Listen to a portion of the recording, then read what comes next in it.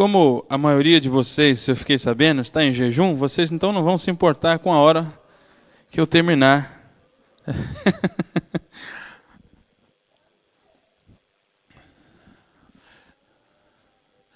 Nós estamos vivendo dias muito difíceis. Nós estamos vivendo em uma sociedade bem permissiva. Nós estamos vivendo em um ambiente em que a igreja precisa de se levantar como uma voz profética na nossa nação. E se você observar a mensagem dos profetas, a mensagem central profética é arrependimento. E eu gostaria de dizer isso com muito temor no coração. Deus tem me dado um ministério profético.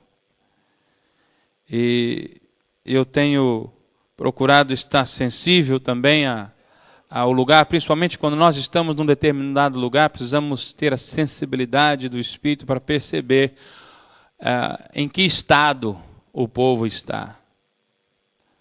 Não só como bairro, como cidade, como igreja, mas também como nação. Mas principalmente nós como igreja, nós precisamos nos levantar no poder do Espírito de Deus e profetizar. E esta mensagem, eu creio que é uma mensagem profética, é uma mensagem de alerta para nós, igreja, corpo de Cristo. E aqui nós vamos ver o que está acontecendo hoje, o que acontece hoje no nosso meio, na nossa sociedade, no nosso país. Eu já, não com permissão dos portugueses, mas com permissão de Deus, de dizer que Portugal é o meu país.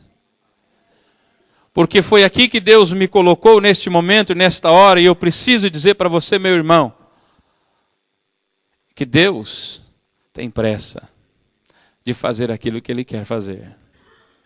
Mas compete a cada um de nós dizer um sim para Deus e um não para o diabo, para o sistema maligno que tem dominado a nossa sociedade. E é nesta luta entre Moisés e Faraó que nós vamos ver aqui, neste embate entre essas duas personalidades, o nosso dia a dia. E eu quero falar sobre 4 propostas indecentes. Esta é uma mensagem que eu creio que Deus tem colocado no meu coração para anunciar em vários lugares, aqui em Portugal, onde eu tenho estado. Às vezes eu falo assim, mas não quero pregar a mesma mensagem, mas a mensagem precisa ser dita até que ela seja ouvida por todos. O capítulo 5 de Êxodo diz o seguinte: depois foram Moisés e Arão e disseram a Faraó, assim diz o Senhor. Quem está falando aqui? Quem está falando? O Senhor, o Deus de Israel. Deixa ir o meu povo para que me celebre uma festa no deserto. Mas Faraó respondeu, quem é o Senhor para que eu ouça a sua voz e deixe ir a Israel? Não conheço o Senhor, nem tampouco deixarei Israel partir. Então eles disseram, o Deus dos hebreus nos encontrou, portanto deixe-nos agora ir, caminho de 3 dias ao deserto para que ofereçamos sacrifício ao Senhor, e Ele não venha sobre nós com pestilência e com espada. Então disse-lhe o rei do Egito, Moisés e Arão, por que fazeis o povo cessar as suas obras? Ide as vossas cargas. Disse mais Faraó, o povo da terra já é muito, e vós os fazeis abandonar as suas cargas.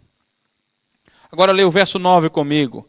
Agrave-se o serviço sobre estes homens, para que se ocupem nele e não confiem em palavras de mentira. Vamos orar. Pai, nós sabemos que o Teu Espírito está neste lugar. A minha oração, o meu pedido nesta hora é que o Senhor possua todo o meu ser. Tudo que tenho agora, tudo que sou, Senhor, que seja completamente possuído pelo Senhor. e que sejam as tuas palavras, não as minhas. Sejam as tuas promessas ditas aqui, não as minhas. Sejam a tua palavra profética, ao soar nos ouvidos dos teus filhos, possa descer até o coração, e que o Senhor seja ouvido e temido neste lugar, em nome de Jesus. Amém. Amados, nós acabamos de ler no capítulo 5 de Êxodo, este relato do confronto entre Faraó e Moisés. E antes de prosseguir, de colocar essas 4 propostas indecentes que Faraó faz no decorrer desta batalha, eu gostaria de ser bem sucinto, vou tentar ser o mais breve possível, para falar sobre o contexto em que estas propostas surgiram. Porque essas propostas surgiram por uma razão. Na história da humanidade, nós sabemos que houveram muitas guerras, muitas batalhas. Houveram batalhas entre indivíduos, como nós sabemos, como Davi e Golias. Foram batalhas que ficaram notórias. Algumas batalhas eram batalhas entre nações, como por exemplo o dia D, lá da Grande Guerra Mundial, da Segunda Grande Guerra. Nós sabemos que as nações que venceram a guerra. Houve também batalhas diferentes, batalhas de ideias, como Santo Agostinho e Pelágio, Calvino e Armínio, eram batalhas de ideias, eram ideologias. Mas eu creio também que na história da humanidade, seja ela secular, religiosa ou na história das ficções, não houve uma batalha tão significante. Nenhuma delas tem o porte da batalha que teve a batalha entre Moisés e Faraó. Nesta batalha nós encontramos embutida uma guerra espiritual entre Moisés e Faraó. Uma metáfora em que simboliza uma guerra muito maior. Nesta batalha Moisés e Faraó são apenas protagonistas de uma guerra invisível, de uma guerra superior, de uma guerra maior, uma guerra sobrenatural. Uma guerra em que o palco era o mundo, mas esta guerra era também o palco eram os ares metafísicos, ou seja, era uma guerra espiritual que agora estava sendo travada entre Deus e Satanás, entre o bem e o mal. Era uma guerra espiritual, esta guerra entre o embate destes 2 titãs, dessas 2 personalidades fortes, que significa uma guerra entre Deus e o diabo. Mas agora o objetivo do confronto entre Moisés e Faraó é o mesmo objetivo. É o mesmo objetivo em que eu e você estamos engajados nela hoje. Qual é? O objetivo desta guerra é a libertação de vidas humanas. Temos agora aqui no final do mês esta operação, esse aí o milagre. A pesca milagrosa. O que nós vemos na pesca milagrosa são vidas sendo libertas, salvas e transformadas por Jesus. É nesta guerra que eu e você estamos engajados nela. É uma guerra pela vida das pessoas, mas as armas desta batalha não são armas bélicas, não são bombas atômicas. Estas armas serão ideias, serão vontades, razões, emoções, e nós precisamos das armas certas para combater estas batalhas. Estas armas, a Bíblia diz que há uma fortaleza na mente humana que precisa ser destruída. E não é com armas, com poderio bélico que uma nação vai fazer com que a paz reine no Iraque ou em qualquer outra nação que seja. Meus amados, nós estamos envolvidos nesta guerra. Quer você queira, quer não queira, nós estamos numa guerra. Você sabia disso? Vira para o seu irmão e fala: nós estamos numa guerra. E Deus nos tem dado as armas para esta peleja. E uma das mais poderosas que nós temos, essa que você presenciou agora no início desta reunião, é o louvor e a adoração do povo de Deus. Porque a Bíblia diz que Deus habita no louvor do seu povo. E há de fato um trono de louvor neste lugar. Há uma presença gloriosa de Deus quando o povo de Deus adora. Porque quando o povo de Deus adora, ele vai ao redor e coloca emboscada para os inimigos. E nós apenas ficamos a contemplar e não podemos explicar por que as pessoas começam a entrar pela nossa porta, entrar na nossa vida e dizer, pelo amor de Deus, eu quero ser salvo por Jesus. São ideias, são emoções, são sentimentos, razões, vontades. O objetivo desta guerra que você está lutando continua sendo o mesmo que Moisés e Faraó. A libertação de vidas. Mas no relato aqui do capítulo 5 de Êxodo, a gente percebe que o povo estava vivendo já 400 anos em grande tormenta, em grande escravidão. E vou lhe dizer uma coisa, meu amado. Quando as pessoas estão em angústia profunda, elas não têm prazer na vida. Quando elas estão vivendo em escravidão, elas não têm prazer nem para cantar, nem para louvar. Mas nós sabemos o poder do louvor, e esta arma nós temos que nos apoderar dela, e começar a louvar ao Senhor, e os grilhões vão caindo, e a unção que quebra o jugo vai inundar o lugar, vai inundar o coração, e vai trazer a vida aos pés de Jesus. A alma deste povo estava se esvaindo, se derretendo de amargura e de sofrimento, não tinham motivos para estar alegres. Mas subiu a Deus um clamor. E eu quero dizer que Deus tem ouvido o clamor do povo português. O povo que está sofrendo amargamente com a escravidão da religião. A herança que Portugal recebeu, religiosa, tem sido uma maldição para o país. Mas há um momento, e o momento de Deus já chegou e é agora, em que os filhos de Deus devem se levantar e com uma palavra profética quebrar o jugo que a religião tem trazido sobre Portugal e trazer a libertação para este povo, para que seja o celeiro para evangelizar a Europa no nome de Jesus. Eu não sei como está com você hoje, talvez o seu sofrimento seja maior do que você possa suportar. Eu não conheço você, não sei se você está aqui pela primeira vez, ou se você já vem aqui algumas vezes, mas pode ser que você não tenha muito desejo de louvar, você não tenha muita vontade de cantar, mas eu quero dizer que hoje é o dia que Deus escolheu para ser exaltado na sua vida. Deus escolheu Moisés para desenhar este papel de libertador, e no instante em que Deus chamou Moisés, Moisés começou a argumentar com Deus. Ele começou a dizer, olha Senhor, eu sou pesado de língua. Ele começou a argumentar com Deus, mas de repente Moisés percebeu que não conseguia argumentar com Deus. Vencido por Deus.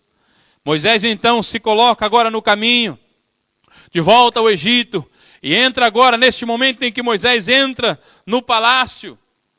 Ele naquele corredor talvez de mármore, olha para um lado e para o outro as imagens dos grandes heróis egípcios, dos antigos faraós, talvez. Aquele lugar, um lugar intimidador, em que Moisés começa talvez a tremer um pouco. Não sei se vocês já passaram situações como essa, em que você está diante de uma personalidade importante, e você não consegue se conter. Mas Moisés, ao caminhar para a sala de Faraó, onde será ouvido, Moisés, então, antes de chegar lá, Moisés começa a relembrar. Ele esteve com Deus naquele monte, a sarça que o fogo não podia consumir porque era o fogo de Deus. Ele começa a ver, eu vi o Senhor, Deus falou comigo. Moisés então começa a ficar impoluto, ele levanta a cabeça e diz, eu vou me encontrar com Faraó, porque eu estive com Deus Todo-Poderoso, e Faraó não é nada diante de Deus, Faraó é insignificante diante de Jeová,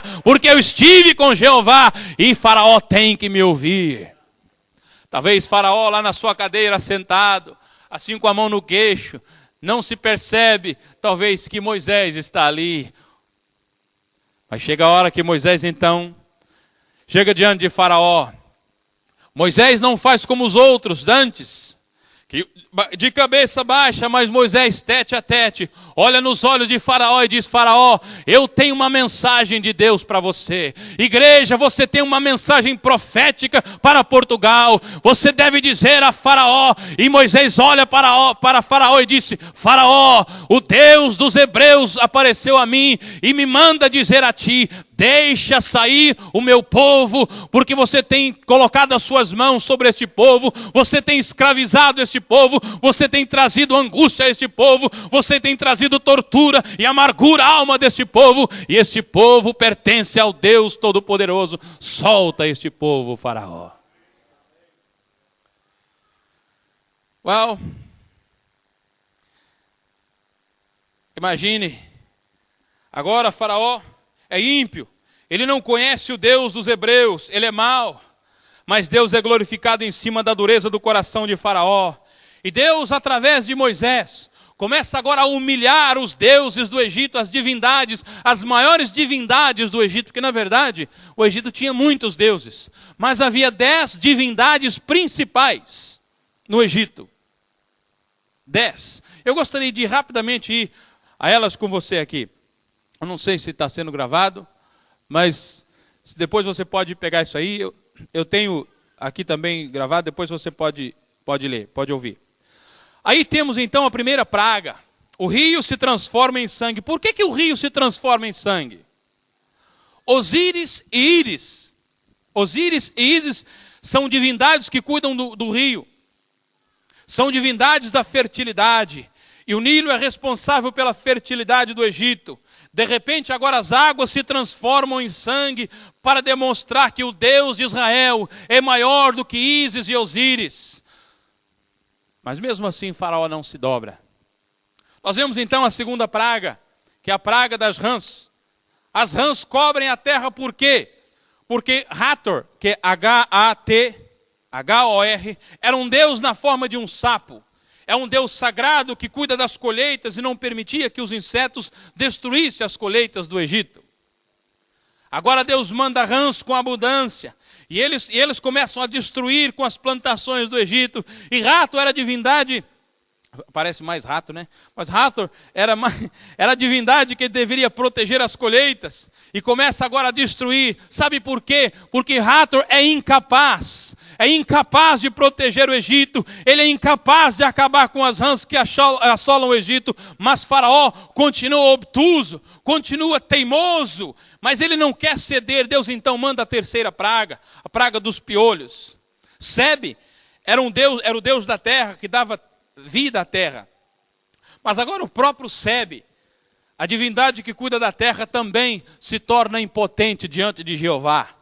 A quarta praga das moscas. Os egípcios tinham um besouro sagrado, escarabiano, que era uma divindade responsável para evitar que as pragas subissem contra o Egito.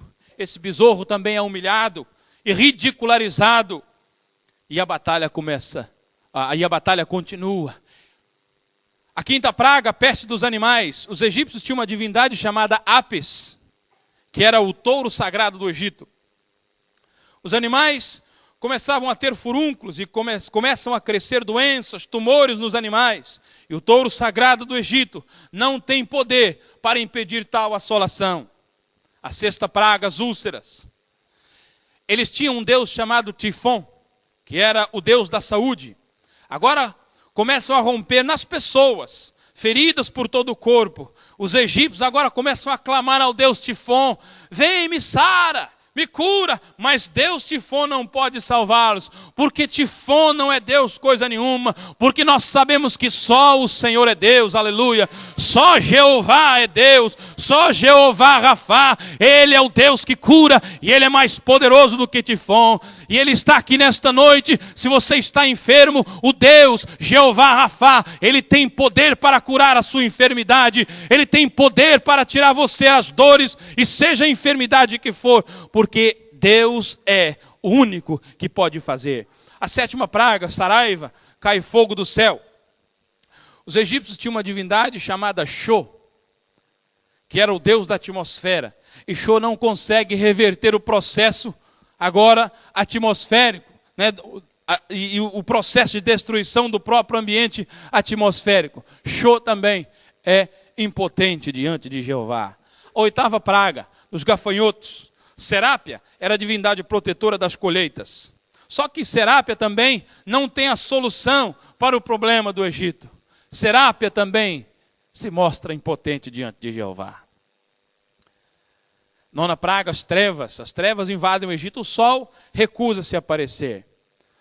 Num eclipse que demora mais do que deveria demorar. Ra é o deus do sol, que os egípcios adoram. Aí vem uma nuvem, encobre o sol. Ra, que não é Deus, na verdade, que é o Deus Sol para os egípcios, não consegue resolver o problema, porque Ra é apenas um ídolo. Agora a 10ª praga, a morte dos primogênitos. Morrem os primogênitos do Egito. Por quê? Porque Faraó é a maior divindade do Egito. Já pensou?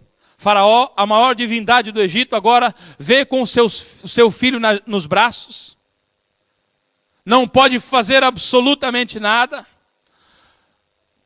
Faraó, agora considerado Deus, não tem absolutamente nenhum poder diante de diante de Jeová. Faraó agora se vê praticamente sem força. 10 vezes, 10 divindades humilhadas diante do verdadeiro Deus, o Deus de Israel. O Deus que Faraó dizia não conhecer. Agora Faraó começa a conhecer o poder de Deus. Meus amados, nós precisamos nos levantar, porque nós temos o Deus verdadeiro conosco. Ele está conosco e Ele está à nossa frente nesta batalha. Mas diante desta negociação, de Faraó com Moisés, durante esse embate destas duas personalidades fortes, Faraó, no quente da batalha, começa a tentar ceder. Ele quer se ver livre da opressão que o Deus de Israel agora começa a causar sobre ele. E ele então, no quente desta batalha, é que surgem essas 4 propostas indecentes. Por isso que eu quis dar para você mais ou menos o contexto em que essas 4 propostas surgiram. Talvez nós estamos passando por situações semelhantes na nossa vida, em que a luta está demasiadamente acirrada para nós. Nós achamos que não vamos conseguir sair lá na frente vivos. Nós estamos tentar andar para frente e as coisas parecem nos bloquear. Mas quero dizer para você que neste embate, estas propostas têm sempre surgido nos nossos dias e muitas vezes nós como igreja temos dito, pode ser. Quem sabe esta solução? Quando o inimigo perceber que Deus está tendo vitória sobre a sua vida, que ele está perdendo o terreno, ele tentará negociar com você, apelando para as suas necessidades legítimas. Ele tentará fazer com que você comprometa a verdade de Deus na sua vida em troca de uma folga, em troca de um alívio breve, de uma trégua. Mas, meus amados, Faraó queria saber como ele podia se livrar desta situação. E as 4 propostas nascem. A primeira proposta indecente está em Êxodo 8. Gostaria que você abrisse e lesse comigo. Verso 25 diz o seguinte: Então chamou Faraó a Moisés e Arão e disse: Ide e ofereceis sacrifícios ao vosso Deus nesta terra. Olha só a proposta do ordinário. O camarada chega e fala assim: olha, Moisés, tá bom. Isso já no meio da batalha, ainda não estava no finalzinho, bem no início. Tá bom, olha, vai, mas serve a Deus nesta terra. Qual é a resposta de Moisés? Moisés é o seguinte: não convém que façamos assim. Não convém que façamos assim. No verso seguinte. Mas o que isso tem a ver conosco hoje? O que isso nos fala hoje? Como essa proposta de Faraó nos é apresentada hoje no nosso dia? Não há necessidade de você frequentar a igreja. Fica na sua casa mesmo. Ofereça a Deus sacrifício na sua casa. Olha, eu sou crente lá em casa. Não vou muito na igreja, mas eu adoro Deus lá na minha casa. Daí, às vezes eu vou na igreja, de vez em quando eu vou. Mas, que nada. Você não precisa ir na igreja todo dia, não. Uma vez só por semana tá bom? Não. Uma vez por mês lá, na hora da ceia. Que aí você pede perdão e depois você participa da ceia. Amados, isso é muito mais profundo do que um deslocamento físico. A questão é de você estar participando da mesma cultura. Aqui não é, eu queria ser diferente. Você é diferente quando você entregou a Jesus. Você foi chamado para ser diferente.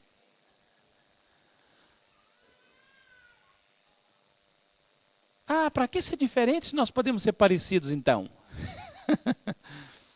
Moisés responde, isto seria uma abominação para os egípcios.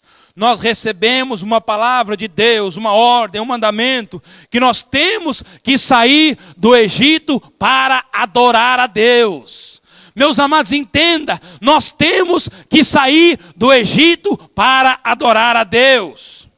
Se nós quisermos adorar a Deus na beleza da sua santidade e dar a Ele o louvor e a adoração que Ele merece, nós temos que sair do Egito. Eu não sei como é que tem muita gente que quer continuar fazendo as mesmas coisas. Eu sei que tem muita gente que quer servir a Deus, mas tem muita gente que não quer abrir mão do vício.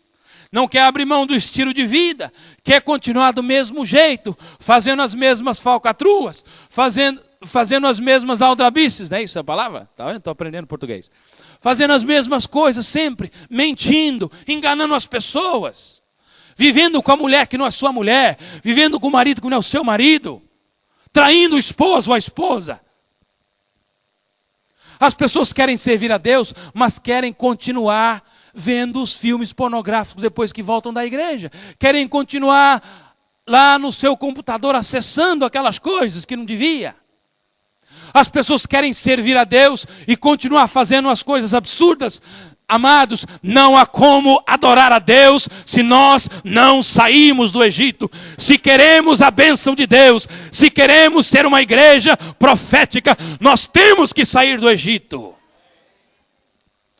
Moisés responde a Faraó, isso é impossível, eu não posso comprometer a vontade de Deus, a vontade do meu Deus. Há uma distância enorme entre o pecado e o Deus que é absolutamente íntegro, que é límpido, que é transparente, que é verdadeiro. E se eu e você quisermos as bênçãos de Deus, nós temos que sair do Egito. Não podemos nos conformar com este mundo. Ainda no quente da batalha, vem lá, o ordinário faz a segunda proposta. Êxodo 8:28 diz o seguinte, olha, tá bom. Deixar-vos-ei ir, para que ofereçais sacrifício ao Senhor vosso Deus no deserto. Somente que saindo, não vades longe. Agora, orai por mim. Se converteu, oh, maravilha. Faraó se converteu, agora pedindo oração. Já pensou nisso? Faraó pedindo oração. Quando chegarem lá, orem por mim. Que legal essa, né? A atitude é a seguinte: sirva a Deus, mas não precisa de fanatismo. Essa é a mensagem de Faraó. Nos nossos dias, sirva a Deus, mas não precisa de fanatismo. Vá, sirva a Deus, mas não vá longe. Esse negócio aí de Bíblia debaixo do braço, isso é fanatismo demais, gente. Muito fanatismo. Olha, Moisés, sirva a Deus, mas vê se fica comportadinho, nada de exagero, nada de glória a Deus, aleluia, nada de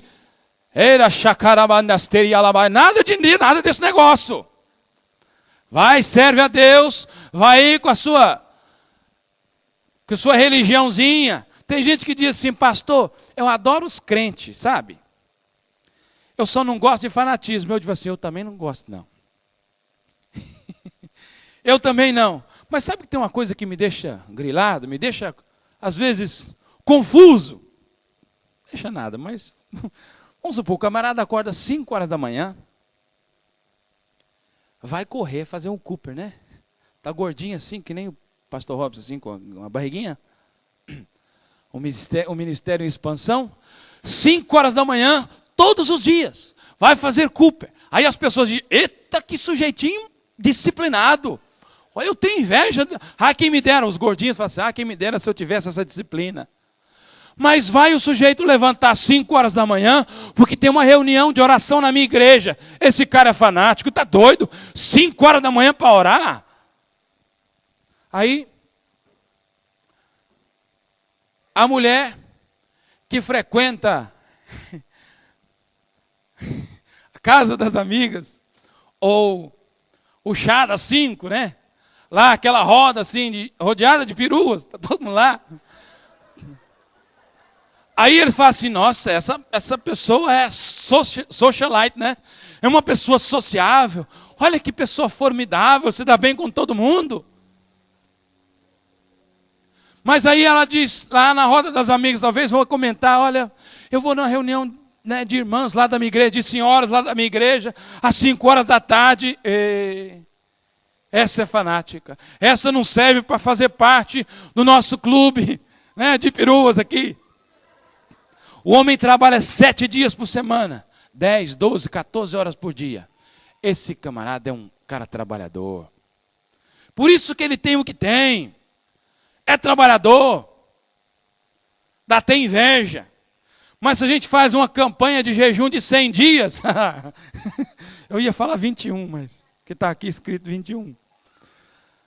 Aí o cara é taxado de doido varrido. Doido, esse pastor então de vocês é mais doido que vocês ainda. Acho que vocês são mais doidos que ele ainda. O cara proclama 100 dias de jejum e vocês entram nessa. Vão na dele. Aí o cara vai, sai do trabalho tarde, passa lá na roda dos amigos, leva a viola, já fui boêmio, viu? E fica lá cantando até tantas horas da madrugada, 4, 5 horas da manhã, no outro dia tem que levantar cedo para trabalhar. Aí chega em casa, no outro dia no trabalho, chega assim, bom dia, patrão. Aí os amigos assim, esse é um bom vivan, né? Esse cara sabe viver a vida. Mas eu não consigo entender quando as pessoas vêm na igreja, e o culto começa a passar da hora, as pessoas começam a olhar no relógio, alguém faz assim ainda, ó, para ver se o pastor desconfia, e se o relógio é lá atrás, como nas igrejas batistas costuma ser, eles olham assim, viram o pescoço, para o pastor perceber que ele está olhando as horas, porque já passou 15 minutos da hora dele ir embora para casa.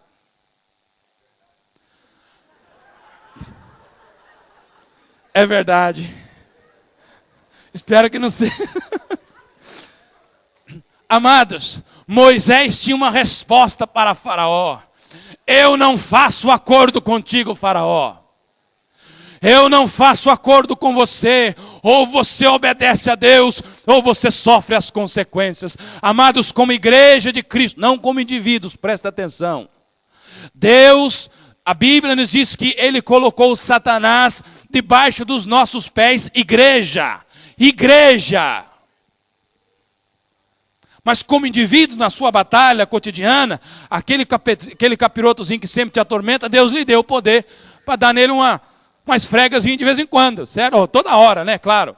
Que ele começar a aborrecer. Deus lhe deu essa autoridade, mas como igreja, ao conquistar uma cidade ou uma nação para Deus, Deus deu à igreja essa autoridade.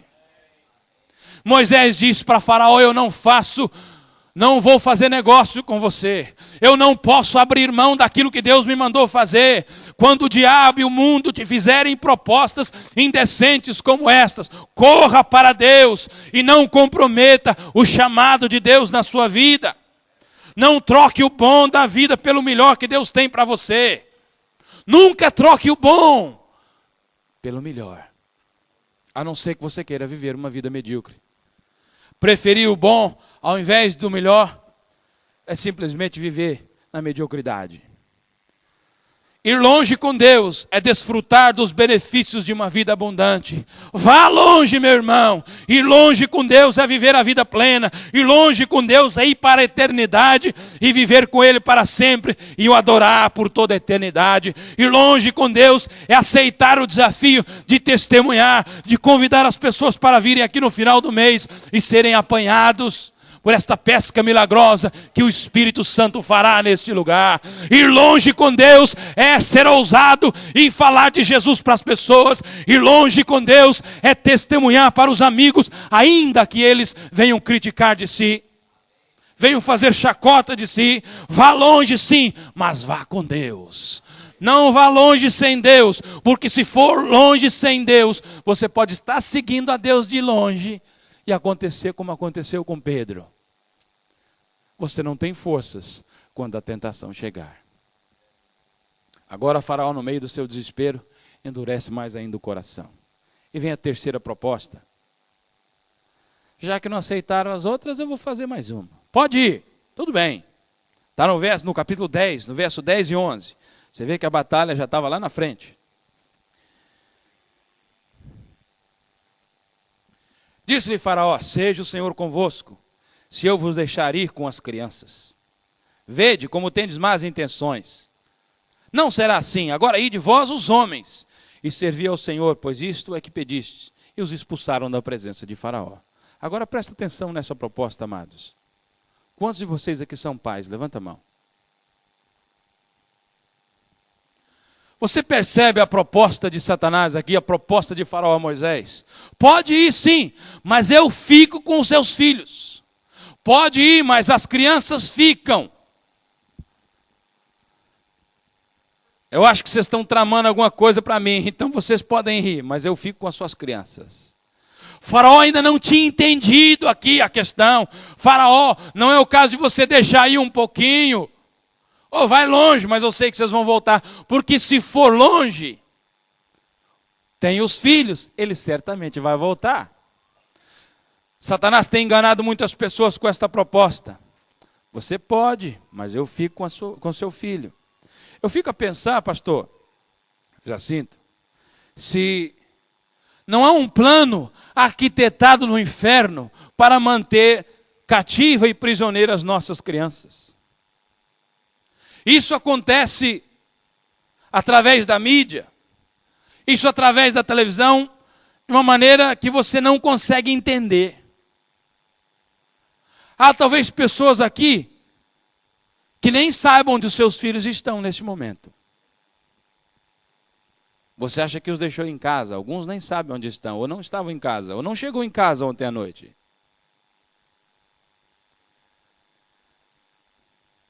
Muitos pais estão descuidando dos seus filhos, muitos estão permitindo que a televisão os eduque. Por que eu falo? Não estou pregando contra a televisão, não. O que eu quero dizer é contra a nossa atitude em achar que vamos ficar livres dos nossos filhos. Os filhos, eu tenho 3 filhas. Uma de 7, uma de 3, e vai fazer 4 agora, e uma de 7 meses. Às vezes os filhos dão o trabalho. Estão lá a chatear. Pai, mãe, você está ocupado. Vai ver televisão, menino. Senta lá, vai ver desenho. E nós não observamos o que as nossas crianças estão a ver. Nós achamos que enquanto eles estão lá na frente da televisão, eles estão quietinhos, estão comportados, mas não sabemos nós que muitas vezes nós estamos permitindo que o inferno eduque, catequize as nossas crianças para mais tarde elas começarem a questionar as coisas de Deus porque receberam uma base errada.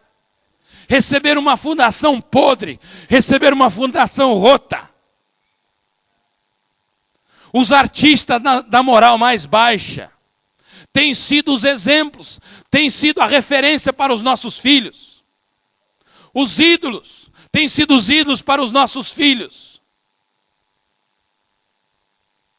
Não me admiro o porquê desta sociedade permissiva, essa sociedade que aplaude o divórcio e incentiva o aborto. Não me admira esse tipo de atitude na nossa sociedade, porque nós como famílias temos falhado. Nós como igreja ainda muito mais. Porque muitas vezes nós temos desprezado os ensinos que recebemos da nossa liderança e não passamos aos nossos filhos, não inculcamos aos nossos filhos, como diz as Escrituras, não é lavagem cerebral não, amados. É um princípio bíblico, é um mandamento de Deus. Inculcar nos nossos filhos os princípios que os salvaguardarão do maligno, das coisas erradas e podres que a nossa sociedade impõe goela abaixo. E nós devemos dizer um não para Faraó. Os meus filhos não, Faraó. Tira a mão dos meus filhos em nome de Jesus. Igreja, se levante e profetize contra Faraó, dizendo: não, Faraó, os meus filhos não. A minha casa não, porque eu e a minha casa servimos ao Senhor. Aleluia. Deixa as crianças aí, eu faço a cabeça delas. Pode ir. Fica aí com a sua religiãozinha meia boca. Vai longe, vai. Faz o que você quiser. Mas eu fico com seus filhos. O que nós vamos dizer a Faraó hoje? Quando ele nos propuser esta indecência, nós falaremos, claro, como disse Moisés: não será assim do jeito que você quer, Faraó. Eu já trouxe da parte de Deus uma ordem e você deve obedecê-la e pronto, acabou. E no quente da batalha, Faraó, sob grande pressão, aí doido para se livrar da opressão que ele sentia, ele então surge a quarta proposta. A quarta proposta indecente é essa. Está no verso 24 a 26 do capítulo 10. Essa você vai gostar.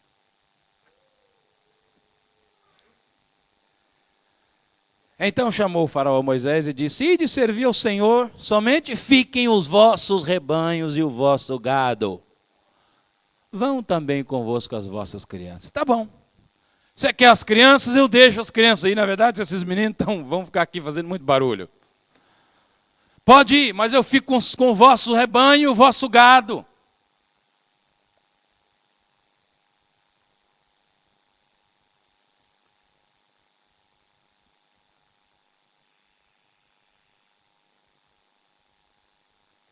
Você sabe o que eu fico pensando? As pessoas às vezes se convertem a Deus e se esquece de converter o bolso. Muitas pessoas dizem: olha, eu sou do Senhor, mas a conta no banco não é, a conta no banco é minha. A minha carteira é minha, na minha carteira mando eu, no meu dinheiro mando eu. Faraó diz o seguinte: pode ir. Quer se converter? Se converte. Mas eu ponho a mão nas suas finanças. Eu cuido das suas finanças. E muitas pessoas estão travadas financeiramente porque ainda não aprenderam o princípio de dar. Eu vou lhe dar uma estatística daqui a pouquinho que você vai ficar meio pirado.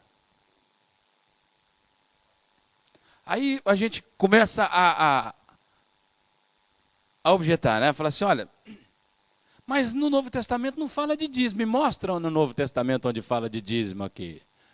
Bom, eu mostro se você quiser. Mas tem um princípio muito mais interessante no Novo Testamento, que eu gosto muito mais do que o dízimo. Sabe o que é?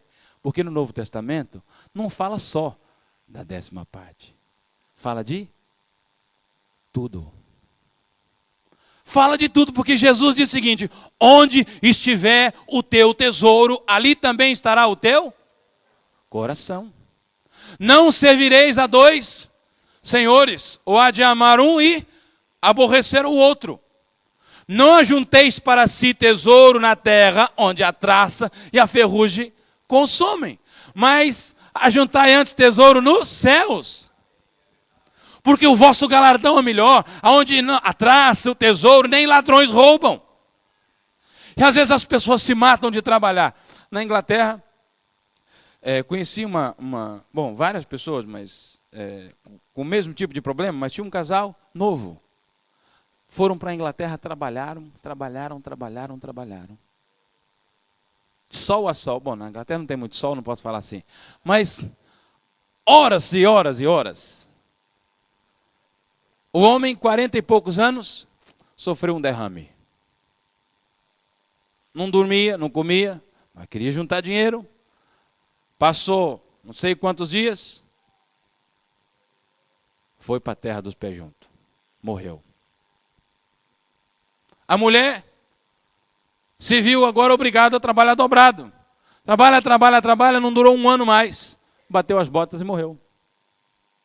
Há muitas pessoas que trabalham a vida inteira, esquecem, negligenciam a família, negligenciam a igreja, negligenciam a Deus.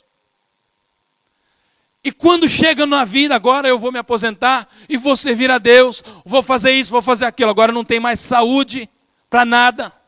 Agora gasta todo o dinheiro que ganhou nos hospitais, nos medicamentos, e aí vai. Na cadeira de roda, no asilo lá para cuidar, porque os filhos já não querem saber do velho que aborrece. Uma das coisas que tem entristecido muito o meu coração em Portugal é ver que os jovens não cuidam dos seus pais. É uma vergonha para nós não cuidar dos nossos pais. Além disso, é um pecado diante de Deus, porque a Bíblia diz: honra o teu pai e a tua mãe. Eu vejo velhinhos sentados nas praças, eu paro para conversar com eles, e eu percebo que eles são só, o filho não está aqui, a filha está, ele nem sabe onde, e ele está ali sozinho. Eu fui visitar uma pessoa aqui na Casa de Misericórdia, ali em Boliquém, um homem jovem de 50 anos, homem jovem, sem prazer na vida, sem gosto para viver, e ele encontrou Jesus. Nós fomos ali e compartilhamos para ele de Jesus. Ele disse: era o que eu precisava encontrar na minha vida. Um homem que queria se matar, queria dar cabo da vida, porque estava ali jogado, abandonado, sem ninguém. Mas ele descobriu que Jesus Cristo o amparava. Esta é a mensagem que nós temos, meus amados. Mas às vezes nós estamos travados, porque muitas vezes necessitamos dos recursos financeiros. Você sabia? Essa é a estatística que eu quero dar para você, que eu falei que você ia pirar. 20% dos membros, se eu estivesse em Londres eu ia falar assim, agora eu estou em Portugal, não posso falar isso. 20% dos membros desta igreja são responsáveis por 80% da despesa da mesma. Ou seja, 80% dos membros desta igreja, daqui não, estou como se eu estivesse em Londres, não dão dízimo como deviam dar. Os números não mentem. É estatística. Você vai e olha no caixa da igreja. Você olha nas finanças da igreja. Eu fico, às vezes, imaginando como igreja. Nós temos um jargão até, que o meu Deus é o dono do ouro e da prata, mas do outro, do meu não. Não é isso? Meu Deus é o dono do ouro e da prata, do outro, mas do meu não. E muitas vezes nós pastores, prestem atenção, nós passamos por charlatões, por pidões, somos incompreendidos porque temos que subir no púlpito e falar de dinheiro e pedir dinheiro. É porque Faraó ainda tem as unhas, as garras nas nossas posses. Desculpa, pastor, mas eu não compreendo a ideia de nós podemos emprestar a Deus alguma coisa, muito menos de dar a Deus alguma coisa. Davi diz o seguinte: Senhor, quem somos nós? Quem é o teu povo que pode dar ao Senhor alguma coisa? Do Senhor vem honra e glória e o enriquecer. Ao Senhor pertence todas as coisas. Nós é que voluntariamente demos daquilo que o Senhor nos deu. É privilégio nosso, é prazer nosso. Ele diz: Senhor, é meu prazer. E ele diz: Senhor, das minhas posses particulares, eu separei isso para a casa de Deus. E lá em Malaquias diz o seguinte: para que haja mantimento na minha casa. Se falta mantimento, a palavra anterior deve ser citada. Trazei todos os dízimos e ofertas à casa do tesouro, para que haja mantimento na minha casa. Então fazei prova de mim, diz o Senhor, se eu não vos abrir as janelas dos céus e não derramar sobre vós bênção tal, que vos advenha maior abastança. Satanás está a enganar a muitos com isso. E tem atrasado a obra de Deus. Porque muitos cristãos têm permitido que Faraó coloque as suas garras no seu rebanho e no seu gado. Olha, leia comigo, por favor, mais um pouco, aí no verso 10 para terminar.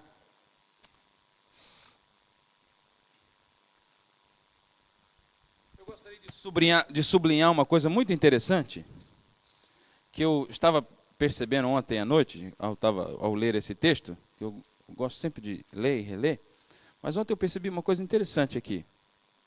Eu até sublinhei aqui para falar com você. Olha aí no verso 25, Moisés disse o seguinte: mas tu também tens de dar em nossas mãos sacrifícios e holocaustos que ofereçamos ao Senhor nosso Deus. Agora preste atenção no verso 26. Também o nosso gado há de ir conosco, nenhuma unha ficará. Ponto. Agora só a expressão, olha só, essa aqui é uma declaração. Dele havemos de tomar para servir ao Senhor. Até que cheguemos lá, não saberemos o que devemos usar para servir ao Senhor. Ou seja, o faraó tinha que dar para eles até eles chegarem lá.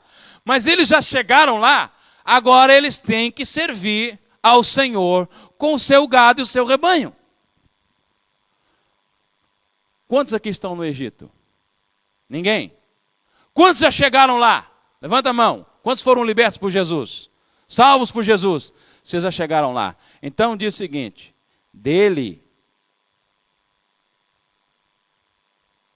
havemos de tomar para servir ao Senhor. O que nós vamos responder a Faraó, meus amados? Nenhuma unha ficará. Nessa quarta e última proposta. Nenhuma unha ficará. Faraó, tire as mãos das minhas finanças. Tire as mãos da minha empresa.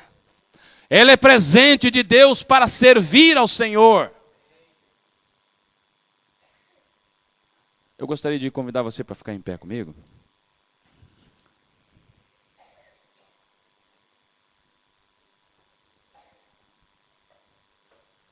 A minha oração hoje é que Deus, na sua graça, possa dispor o nosso coração para servir a Ele. Com o nosso dinheiro, e vamos abrir o nosso coração para ofertar para o reino de Deus, para que o reino de Deus cresça em Portugal. Quantos querem vir Portugal salvo por Jesus? Você é parte desta obra, e você precisa então colocar as suas finanças à disposição de Deus. Você é um instrumento valiosíssimo para que esta igreja cumpra o propósito que Deus a levantou e a colocou neste lugar. Eu gostaria de perguntar para você, qual é a sua resposta a Faraó, quando ele disser para você: adore a Deus aqui mesmo. O que você vai dizer para ele? Não. Quando eu vou perguntar qual é a sua resposta, eu quero ouvir a sua resposta. Você vai dizer para ele, Faraó vai dizer para você assim: adore Deus aqui mesmo, no Egito, fica no Egito. O que você vai dizer para ele? Não. Tá bom. Pode ir, mas não vai longe não. O que você vai dizer para ele? Ah, vai longe, mas eu fico com as suas crianças. O que você vai dizer para ele? Agora eu quero ver se esse não é forte. Pode ir. Vai com as suas crianças, mas eu fico com o seu dinheiro. Vamos orar. Senhor, nós nos deparamos com estas propostas todos os dias da nossa vida. E ao percebermos a nossa sociedade e Portugal, como as coisas estão a caminhar, nós ficamos preocupadíssimos, Senhor. Mas nós sabemos que a tua igreja está a expandir, está a crescer. Mas nós aqui como comunidade, como igreja aqui em Lagoa, nós dizemos um grande não a Satanás, a Faraó.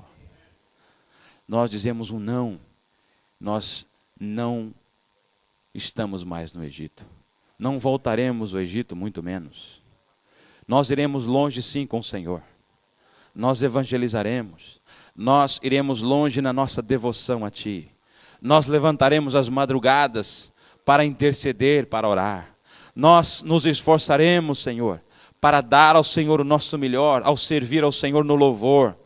no ministério de oração desta igreja, no ministério de assistência aos novos convertidos, Senhor, nas células. Nós daremos o nosso melhor ao discipular outros, Senhor, os 12. Nós levaremos adiante esse desafio, nós iremos longe sim com o Senhor. E nós, Senhor, não permitiremos que as nossas crianças fiquem. Nós a levaremos conosco, lado a lado, porque elas querem uma referência. E a referência que elas vão ter, Senhor, é a referência de que eu amo ao Senhor, de que eu adoro a um Deus vivo, que o Senhor está comigo, que o Senhor fala, que o Senhor opera, que o Senhor é Deus Todo-Poderoso, que Jesus Cristo anda comigo, que Jesus Cristo abraça através de mim, que Jesus Cristo fala através de mim. É isso que eu quero, Senhor, que as minhas crianças vejam. E, Senhor, quanto às minhas posses, o meu dinheiro, tudo que tenho é do Senhor. É para a Tua glória. Senhor, dá-nos o suficiente, dá-nos em abundância, para que o Teu reino possa crescer. Aqui em Lagoa, no Algarve, em Portugal, para a glória do Pai, do Filho e do Espírito Santo. Amém. Deus te abençoe.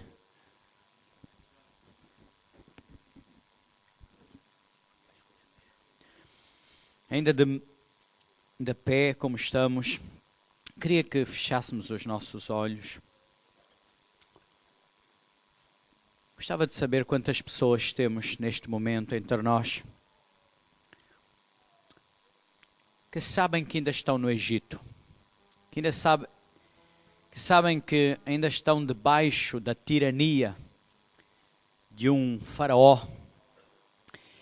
O Egito representa o reino das trevas,